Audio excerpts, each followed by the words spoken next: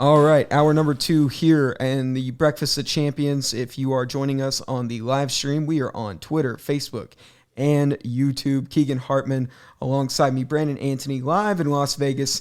Hour number 2. We don't normally do this. This is kind of a new thing for us, but we were excited. We have an opportunity to interview one of the best in the business. His stock has definitely risen. He's become a more prominent name, really a very credible source, a very reliable source in the NFL world. You can find him and follow him on Twitter at My Sports Update. He joins us live from the East Coast, right? I'm actually on the West Coast for the Oh, draft. okay. Yeah, You are in I'm actually attendance. right around where you guys are. I'm not in Las Vegas, but I'm on the West Coast as well for this. Okay, sounds Sweet, good. Well, you sweet. woke up at the same time as us. You can find him and follow him again at My Sports Update. Ari Myrov. Ari, how you been, man? Well, I'm doing well. Thanks for having me on, guys. What a crazy first round of the draft. I mean, it's been it was. I think everyone came into the night expecting the unexpected, and then boy, did we get that! It was quite the night. One of the best drafts that I can remember, at least in my head. Dude, I'm going to tell you right now. First and foremost, I want a just one word, maybe 2 words of reaction to obviously the biggest storyline, something that was completely out of left field. The A.J. Brown trade, the Tennessee Titans wideout, going to the Philadelphia Eagles for the 18th overall pick and a third round pick from Philly. 2 words, or as short as you can, sum it up. What was your reaction? I think the one word is just chaotic. I mean, it was weird because like all day long, we were all kind of hearing the Eagles wanted to move up, which they did, by the way, earlier in the draft to get Jordan Davis. But the belief was a move up either for a pass rusher or a wide receiver in Jameson Williams. Lo and behold, Howie Roseman all day long was talking to John Robinson in Tennessee about a trade for A.J. Brown. And quietly throughout it all, they were working on a contract extension as well. Wow. And it basically got done right before the draft. And it was basically done, but it was also kind of dependent on the board falling the way Tennessee wanted, which it did. They got Treylon Burks. But, they ended up making the trade. And it was quite chaotic. And that's really what it was. We all came into the draft thinking Deebo Samuel is the big name wide receiver, could be on the move. Lo and behold, it's a guy who is his close friend. They share an agent, but he's the one who gets moving. He's the one who gets paid and gets to be on a new team, not Deebo Samuel. And speaking of same representation, we sat down and kind of talked with Garrett Wilson yesterday. He was taken 10th overall by the New York Jets. He is also represented by the same agent. And a little backstory to that, I don't know if you can provide any merit to it, but the rumor was in the media workroom was that the Jets were working on a deal with the 49ers throughout the duration of the day, maybe leading up to that 10th pick. And ultimately, it was a matter of compensation in which the two parties decided to kind of go separate ways. And the Jets ended up taking the slot man, the speedster out of Ohio State, and Garrett Wilson. Can you provide any sort of like clarity to that conversation surrounding Deebo Samuel and kind of how it didn't come to fruition? Yeah, I don't really know if it's working on a deal. I know both sides definitely talked. I know that the 49ers had multiple offers, including all of them having a first round pick involved, and in some cases more. However, it doesn't sound like Kyle Shanahan or John Lynch are interested in moving Deebo Samuel. They want to make this work. Now, the reason why Deebo wants to get out, it's kind of unknown right now. Like we all saw the Debo's cryptic tweet. Everyone who's reporting this stuff doesn't know what they're talking about. Only I know. Well, he's the one who put himself in this position by allowing the trade request to go out. Remember, it's not like it was reported by someone in the organization. He went out and told Jeff Darlington that I want out. So he already put this on the table and it's out there for the public. But the reasoning, he's kind of keeping that private. So I don't know the reason why he wants to get out. There was significant interest throughout the last couple of weeks since the trade request came in. The Jets were obviously the most logical destination. Mm-hmm. I don't know if there were actual serious conversations going on where it was like serious back and forth. It just feels like the 49ers never wanted to fully engage unless an offer all of a sudden came in that was just insane. Let's just say 2 first-round picks, but that was not happening. So none of that happened. It doesn't look like they engaged, and a trade just never happened. The 49ers want to make it work with them. Now, if there's one man who I think two first-round picks would make excited, not only would it be, the front office of the San Francisco 49ers, they would be elated to take two first-round picks off of someone's hands, but the residential 49er fan that I know sitting next to me, Mr. Brandon Anthony. Brandon, did you have any questions for Ari in terms of like the whole Debo outlook or even, basically that situation right now? Yeah, Ari, I just had one question I was kind of wondering about in terms of like contract negotiations, because it sounds like from the sounds of it, Parag Marate, the contract guy for San Francisco, sat down with him, and there's rumors he either offered $19 million or something of that nature, and that's when Deebo Samuel kind of went on his little unfollowing spree on Instagram and everything, and then there was Deebo coming out on Twitter saying, or it was some sort of live video saying they never offered him anything. That was the same one where A.J. Brown was mentioned in it as well when he was on the phone with him. So that whole thing just is kind of interesting. Do you know any more details about like his initial contract negotiations? Were there even contract negotiations, or did he get lowballed, or do you have any more details regarding that? Yeah, I'm not really sure how far talks on a contract have gone, if at all. And the 49ers have historically done a pretty good job of having negotiations not leak out for the most part, where and the other part is usually whenever negotiations start, it always starts. Usually, let's just say it's a receiver. The team doesn't just show up and say, okay, 25 million a year, let's just do this. Usually they start off low and try to work it up. And usually the agent understands that and doesn't really let the client know this is what's going on because the client doesn't want to feel offended. So I don't know if that maybe the agent did go ahead and tell Deebo, hey, they offered us 15 a year. How do you feel about that? And Deebo just exploded and said, I'm done with this. Maybe that happened. I don't really know if the contract talk started, if at all again. But the basic, situation right now, it's pretty simple. We know the numbers and where it's at. If he wants to stay there, which is a big part of this, I don't really know if he wants to stay. I don't know if the money makes a difference then, because that's also been a rumor to all of this, that money doesn't make a difference. But if it comes down to money, we know what the structure is now. Take that A.J. Brown deal. That's the deal that he wants to get. It's the same agent. Put it together. That's the deal he would want to get in order to stay. The question really becomes if the money matters to him and if he wants to stay with the 49ers. As a, if I'm a fan right now, it would be like, why in the world would he want to leave? If it's about the running back part, fine. Don't make him running back. But maybe he loses his value, but whatever it is, figure it out and stay there. If it's about moving to the East Coast and not being on the West Coast, fine. I don't really know how you could resolve that. I don't know what the things about not being in San Francisco, what's the problem with that, but whatever it is, they're going to have to try to figure it out internally. But if it's about money, the layout is out there. It's the A.J. Brown contract. That's what he's going to want. That's what the 49ers should be offering. And if that's the case, we'll see what happens the next couple of weeks and months. Again, we're speaking with Ari Meirov at My Sports Update via Twitter, PFF's insider, NFL analyst. So all those trades aside, there is another guy that there has been talks about, but the market has remained relatively dry on the quarterback front, and I'm sure you know who I'm alluding to, Mr. Baker Mayfield out of Cleveland. Is there really a forecast for movement on his front or any sort of interest? Was there any sort of previous engagement with the Cleveland Browns in terms of Mayfield's services? I know right now it's kind of just a very dry front from what has been talked about, but could you provide any clarity to his market and maybe what could be transpiring? Yeah, I think, coming into the draft, I think everyone was like, you know what, $18.8 million fully guaranteed.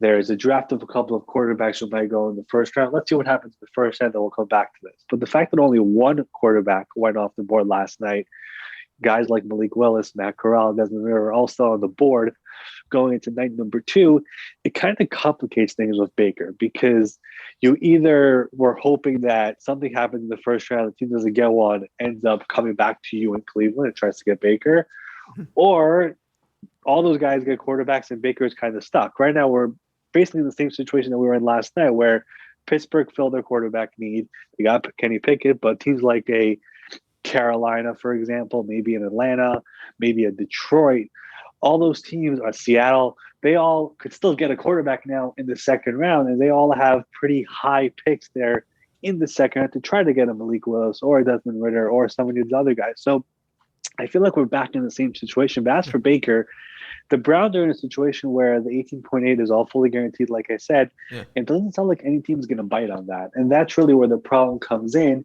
So a team's going to have to give up a draft pick. It's probably going to be a mid to late round pick for Baker Mayfield.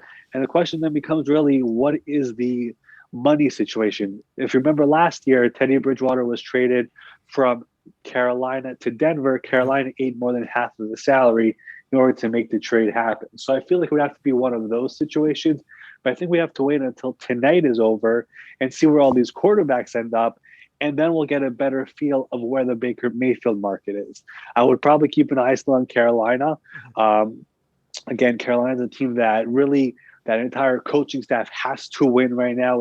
They have to take a step forward. They took an offensive tackle last night, Ike Ekwonu, regarded by most people as the safest prospect in this draft.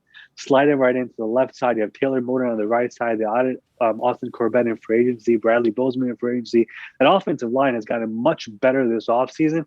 Maybe add a quarterback who has a chip on his shoulder and try to win right now in the NFC South. We'll see what happens tonight, but I think we'll get a clearer picture once these next two rounds come to an end. Well, you bring up a good point, kind of segueing into the quarterback class right now. First and foremost, a two-parter on the quarterback class. Were you kind of shocked with the one quarterback being taken, that being Kenny Pickett out of Pittsburgh, staying home, playing in his backyard with the Steelers, or was there expectation that there was going to be any sort of movement up, down, staying put to maybe draft a quarterback? Was it in the works for any other teams that were potentially interested?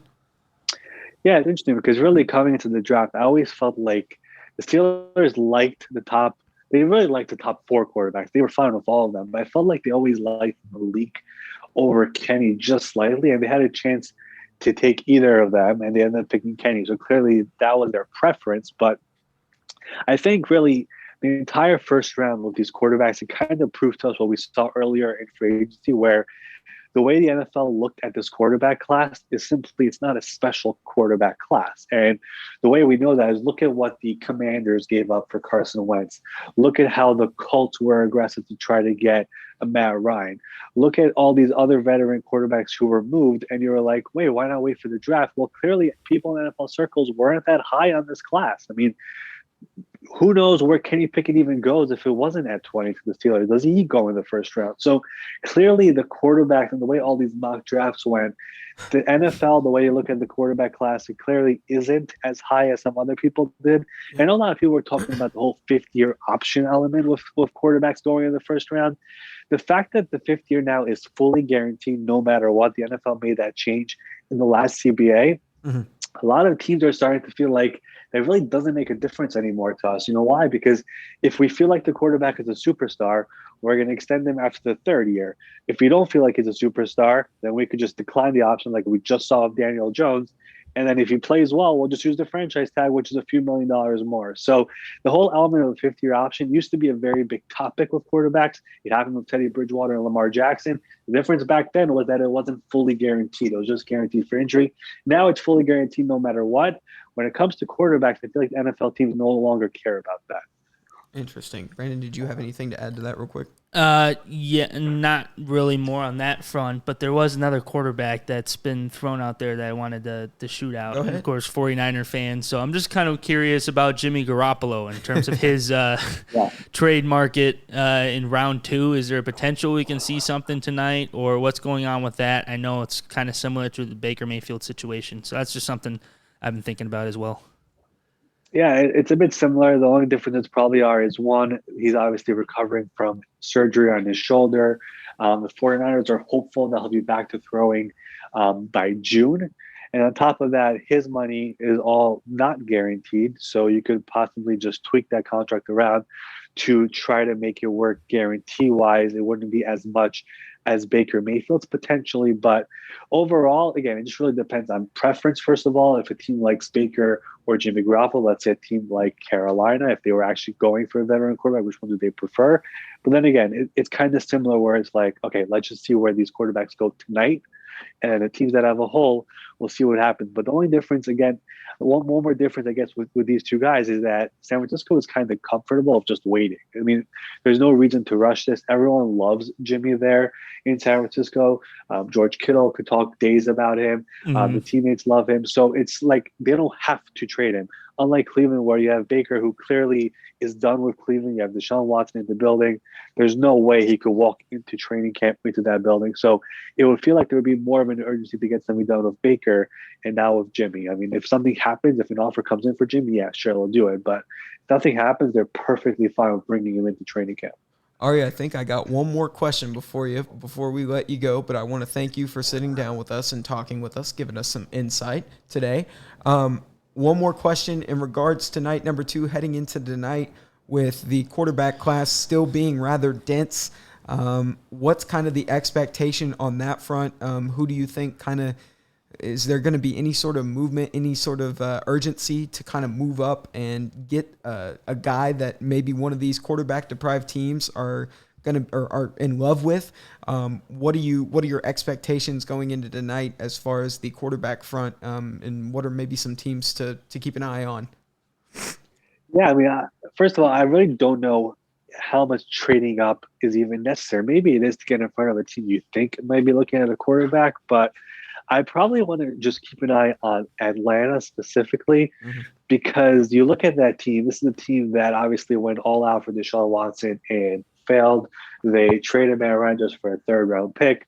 They signed Marcus Mariota on a team-friendly contract. I think he only has $6.7 million guaranteed in his contract. And then Mariota also has an injury history. So it's like, who's going to be there if something happens to him? So it's like, I feel like a team like Atlanta, I thought there was a chance maybe they go there at 8. Clearly that was too rich for them. But this is a team that has 2 2nd-round picks, 2 3rd-round picks. They have capital in this tonight in this draft. I feel like they are a quarterback team tonight, potentially. Could be a Malik Willis. I know Matt Corral is a name that has been linked very heavily to them. So I would definitely take a look at Atlanta. And then the other teams, a team like Seattle, maybe. I don't think they were heavy on any of these quarterbacks, not in the 1st round for sure, but possibly in the 2nd round. They're another team who has 2 2nd-round picks tonight. So those are the teams probably to keep an eye on when it comes to the quarterback market. And you never know. Maybe there's a surprise in there. Tennessee. This is a team that obviously just traded A.J. Brown. Ryan Tannehill will be 35 very soon. He has no guaranteed money left next season. His last performance was a pretty awful one in the playoffs against Cincinnati. Maybe they go, and they also don't have a viable backup quarterback option right now on their roster. So maybe they become a potential sneaky team for a quarterback in this draft. They traded down with the Jets actually last night to get an extra 2nd-round pick. So I'll keep an eye on them as well. All right, and one just real quick, a bold prediction for tonight's round 2 and 3. You got any sort of bold prediction heading into tonight? I'm not a big predictions person, but let's see. I really interesting. You know what? I'm going to go with Detroit, possibly also looking at the quarterbacks. I'm going to put, I don't know if that's really bold or not, but I think honestly, I feel like Tennessee taking a quarterback is probably bold, but Tennessee or Detroit taking a quarterback tonight will be mine. I mean, I don't know if that's bold for you guys. I'm not a big predictions person, as you could probably tell from my Twitter account, but one of those teams will take a quarterback tonight. How about that? All right. Sounds good, man. He is Ari Meirov. You can find him and follow him on Twitter at MySportsUpdate. He's been keeping me and as well as thousands in the loop in terms of what's the next move to happen. Hey, man, I was refreshing Twitter all night just seeing what you tweeted, and I was like, oh, there you go. And then somebody would point to me, and I was like, oh, Ari says this. So, hey, pretty insightful on your front, and we appreciate it out here, man. We thank you for sitting down and taking the time to answer some questions. You're always welcome, my friend. I appreciate you guys. Thanks so much for having me, and best of luck there in Las Vegas. I'm sure you guys are having a blast. Thank you, Thanks, sir. man. Thank you. He is Ari Meirov. Man, just some insightful stuff from Ari. Yeah, of course, a lot of crazy movement going on throughout the duration of the draft. I'm curious to see who's going to move up and make that first move for the quarterbacks. I think we have the potential to see a lot of quarterbacks go in the 2nd round potentially with all these quarterback needy teams at the front. Definitely a So- lot of movement. Crazy night. We could be in for a good one. I don't know, man. I'm excited to see what goes on and what transpires. But man, Ari's on top of it, dude. That guy is sharp. I mean, in every single front, he's got ins with majority of the 32 teams, I would venture to say, and a well decorated, a very famous name of the tweet machine, and just a very insightful human being, very kind human being. So we do thank him. All right. Well, with that being said, I kind of want to take a little bit of a tiny break, just a little bit of a music outro here to kind of reset for us and kind of gather on how we want to basically break down what was just told to us in terms of the expectations heading into rounds 2 and 3. So we're going to step aside real quick for a quick little music break. But when we come back, we're going to kind of break down what Ari said and maybe just kind of agree, disagree maybe on some of those predictions. Don't go anywhere. You are listening to the Breakfast of Champions, hour number 2. We're on the way.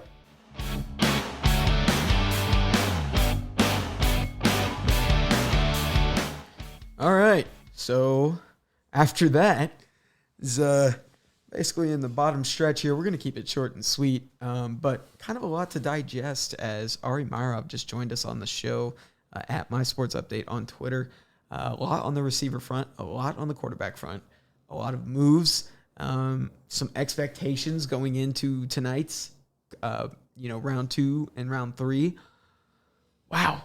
It's crazy. I mean, he broke down the contract structure. It's cool to get insight from people that are kind of boots on the ground for those teams. Yeah, and for sure. Just see how those break down. It's just super interesting to listen to. I want to ask you, what do you think about the quarterback situation? Some of his bold predictions, Tennessee, Detroit, kind of looking at some quarterbacks. What do you think? I think I definitely heard the Tennessee one and was like, that would be definitely interesting, considering Ryan Tannehill's in Tennessee still, and has improved ever since he's been there. It's not the old Miami Ryan Tannehill anymore. Yeah. But I mean, is Tannehill the guy for the future for Tennessee? That's the big question. But I just don't know. I kind of agree with Ari. He was kind of talking about just the quarterbacks and how they're viewed by the NFL front offices in this draft. They're just not as strong. I don't know if this is the draft. If this is a really strong quarterback class, then I would say sure for Tennessee take, someone to replace Ryan Tannehill in the future. But I don't know. I feel like you're almost better with Ryan Tannehill. So we'll see if Tennessee goes quarterback. I'm sure Ari has heard stuff about that. So there's a possibility, of course. Atlanta, too. I definitely can see them with Mariota going after a quarterback, drafting a guy, Mariota being a bridge. So it'll be interesting. I definitely think we could see a lot of quarterbacks going in the second round early with a lot of these quarterback-needy teams at the top of the second round. Yeah. So I think we could for sure see some movement. It's just a matter of which team feels they want to draft a guy. I don't want to bet the house on anything, and I don't really want to be a betting man, but I saw that FanDuel, move the odds for the Vikings. It was like plus 5,000 up to plus 450, 350 to draft Malik Willis. As much as I don't want to do it, I kind of like it. I kind of like it because I think about, we talked about it on the Hot Corner. Shout out, shameless plug. Shout out to the boys.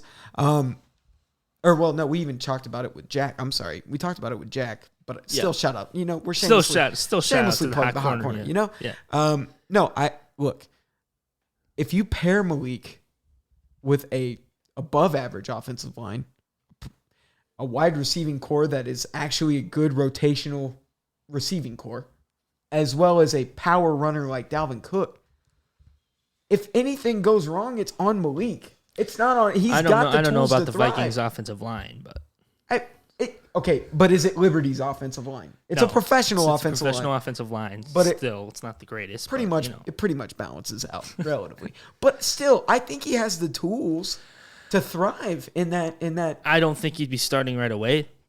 Well, yeah, obviously you invested too much in Cousins. It'd be Kirk Cousins. until he screws up. job until for like 2 more years, I think. Until he screws up. Absolutely. Yeah. It'd be in the same situation as, well, I guess Patrick didn't really step in the time of Alex Smith screwing up. I think it was more so injury. Well, no, he did outshine. Really, the tough injuries didn't come till the back end of Alex Smith's career, and it was unfortunate, but that's kind of how that played out. I think he could be under an apprenticeship as long as he doesn't take the tangibles that Kirk Cousins plays with, because that's the reason you draft him in the first place.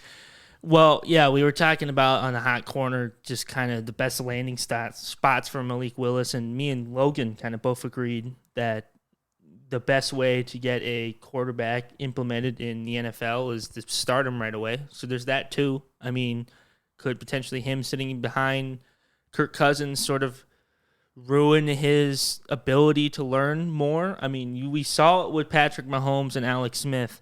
I think that doesn't happen as often as that situation. That just happened to be a situation that happened that particular way where Mahomes learned a lot, is able to come in and lit the league on fire. But I don't know if that's going to be the same thing with Malik Willis. I think if Minnesota drafts him, I think it's just another situation where they're going to be keeping Malik on the bench, where he could be learning. It's another way to look at it too. Versus if he goes to like Seattle, he most likely will be starting over Drew Lock. No offense, Drew Lock, M-I-Z. M-I-Z. But yeah, that's my take. Look, I think wherever Malik goes, he's going to thrive, obviously. Aside from the Malik conversation, I want to kind of see where these other quarterbacks fall, because I think that's just as important and is going to be a big storyline heading into tonight. Obviously, the tail of the tape tonight is going to be the quarterback class and where they fall. But, man, it's almost like Corral and Ritter are kind of neck and neck. I feel like that you could, in some respects. You notice no one's talking about Sam Howell. Nobody's talking about Sam Howell. And somebody made the point, was it Daniel Jeremiah? I think I listened to the Move the Sticks podcast, and it was Jeremiah and Brooks talking about their last mock. And they said on the back end, obviously Detroit traded up and took Jameson Williams, but they had mocked Sam Howell to their later pick. Detroit? I think they had 31 or 32 on the back end yesterday originally, but they traded up. It might have been a little bit earlier, but had they not done that, potentially look at a guy like Sam Howell. And I was like, well, that actually kind of corresponds with what they've got. It kind of fits the bill. Basically be Mitchell Trubisky playing for another NFC North team. But that's what my thoughts have been on Sam Howell this whole time. But, you know. But it could bode well because it kind of seems like a system thing for them. I feel like it would fit the bill. He's got the build. He's a little bit more mobile than Trubisky from what I've seen. Got a little bit more of a competitive edge to him. I don't think he's that bad. Got a pretty strong arm too. Yeah, he does have a strong arm. He threw for down the field. 17,000 yards in high school. He had 17,000 all-purpose. He threw for 13,000. But still, my gosh, this guy does have an arm. I don't know. Maybe Sam Howell. Nobody is talking about him. Yeah, we mentioned Matt Corral. We mentioned Desmond Ritter, and obviously Malik Willis. No one's talking about Sam Howell. That's just interesting, dude. Real quick, and then we'll kind of close this out. Just kind of a short one because we got to get a move on with our day. But we talk about the receiver front. First and foremost, I didn't expect Jahan Dotson go to the Commanders. That was a little shocking. I didn't have him as high as everybody else. Neither did I. Everybody's board changes. I mean, I like guys like George Pickens. I like guys like Christian Wilson out of NDSU. You're welcome. Christian Watson. You keep messing that up. Hey, man, Wilson Watson. It's the fact that I'm a Broncos fan, and, you know, we just so happen to get one of the biggest splashes of the offseason. That's why. I keep on Lucky thinking you of, guys, man. Imagine. Couldn't be my team. That is a good question. What did you think about what Ari had to say about Jimmy G in that whole front? What's your thought?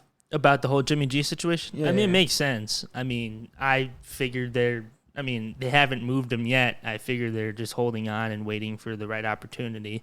I personally think they should cut him before training camp. I disagree. The fact that bringing him in the training camp won't be a bad thing. I think it will be a bad thing if you have him and Trey Lance in the same locker room again, trying to compete for the starting job.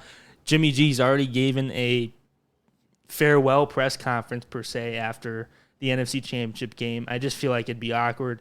It's Trey Lance. There's been reports that he's giving private indications that he was going to be the starter. Yeah. But, of course, John Lynch denied that at his press conference on Monday. Besides the point, I think keeping Jimmy G, bringing him in the training camp will be a distraction. I don't know if he's going to even show up to training camp, honestly. I think Jimmy G, the fact he wasn't at OTAs, granted it was his shoulder, but in previous years when he's gotten hurt, he's been at OTAs at least for the leadership standpoint, leadership with his teammates. The fact that he wasn't there kind of signals that he knows he's done with San Francisco. So we'll see what happens. But could be interesting to watch. Could be interesting to monitor. I'll tell you one that I'm really curious to know about. That is Baker, because they did bring up a good point. Study under Baker with Wilson or with Watson. See, I get this Watson right. I don't get the other Watson right. Watson. Those two both staying in Cleveland, that would kind of be awkward. That'd probably be more awkward than Trey Lance and Jimmy It'd be G. more awkward than Trey Lance and Jimmy G. And really, I think it does come. I don't think there is a team out there right now that could take on Baker's services. But I seem to be the only guy who will also give Baker the benefit of the doubt. Look at who he's been coached by. Freddie Kitchens was a byproduct of a Love's truck stop. That dude could not coach a team. Hugh Jackson, which he had his ups and downs. It's all right. But he hasn't had the benefit of the doubt in terms of the coaching staff. He needs to go to a system that's going to help him to throw. Tampa Bay, why not? Why not Tampa Bay? Why not make a trade for him? Because after he's gone, or after Brady, after Brady's gone. You think Brady and Baker in the same quarterback room would be a little bit... You missed on Jimmy G when he was in New England, but I think this would be a hit because this would tone Baker Mayfield down. Baker has that competitive edge, and he shows that. I don't think if I'm Baker Mayfield, personally, I don't think I'm going to want to go into a situation where I'm the backup. I personally think Baker Mayfield's good enough to be a starter. I don't think he's going to want to wait behind the GOAT for an opportunity. He's going to want to go somewhere where he can instantly go in and start. Yeah. And there's plenty of teams that have that opportunity for him. But if I'm Baker, I would want that. If I was Baker, I would want that because that helps my stock in the future. You're learning from the greatest to ever do it. A 7-time Super Bowl champion. Like, come on. Yeah, this is the opportunity. You got to capitalize on it. And I understand that you probably won't get a chance to compete for the starting role this season. But you're picking even the greats have to sit one out. I mean, Brady didn't start until Bledsoe went out. I'm not insinuating that. I just feel like Baker's been done dirty a little bit. Going from a starter. Oh, I agree. 1,000%. They bring in Deshaun Watson, and then all of a sudden he's going to get traded and be in a backup role. Yeah. I just feel like that's a little messed up. 1,000%. 1,000%. I don't know. We'll see. Real quick before we just kind of cap this one off. Bold prediction for tonight. Anything? Don't really have too much. Maybe a trade up for a quarterback. Yeah. Any teams you like? You got a top 3 to watch? Carolina was a good one. Carolina. Maybe entire, Atlanta. If there's quarterbacks going early, they can trade up from 43 a little bit. The entire NFC South was a good one. Besides Tampa being the caveat. Those guys, it's going to be a 3-leg. It's going to be a freaking race to see who gets what. I think that ultimately any sort of quarterback is going to go through Carolina, New Orleans, and Atlanta. All the guys that were pretty much in the Deshaun Watson sweepstakes. NFC South, yeah. I definitely think, and I think they all end up satisfied at the end of the night. I just don't know who's going to get to what first. I don't know. We'll see. We'll see what happens. All right. Well, with that being said, not really a full 2-hour show, but it was pretty fun. I mean, everything went smooth. Our Wi-Fi didn't go down. Not to say that it's probably going to go down tonight, but we had fun. Hey, positive thoughts, Keegan. Positive thoughts. As you like to say, I'm cautiously optimistic. After everything goes down tonight, it's Vegas time. I'm just trying to get through the day. That's all. All right. With that being said, Keegan Hartman, he is Brandon Anthony. Ladies and gentlemen, thank you for tuning in. We're going to be back at you tonight. Make sure you catch the pre-show if you can, 2 p.m. Pacific time, 4 p.m. Central time. We'll try to get the coverage up. We'll try to get to the place early. Hell, I might leave at noon. I don't know. We'll see. All right. It's been the Breakfast of Champions. We'll have this episode up later tonight. And, big shout out to Ari Meirov for joining us today. Find him and follow him at My Sports Update. Listen to that at the beginning, first 15 minutes. Great stuff, great insight. Everything you need to know about the contracts. Thanks for tuning in, guys. Have a good one.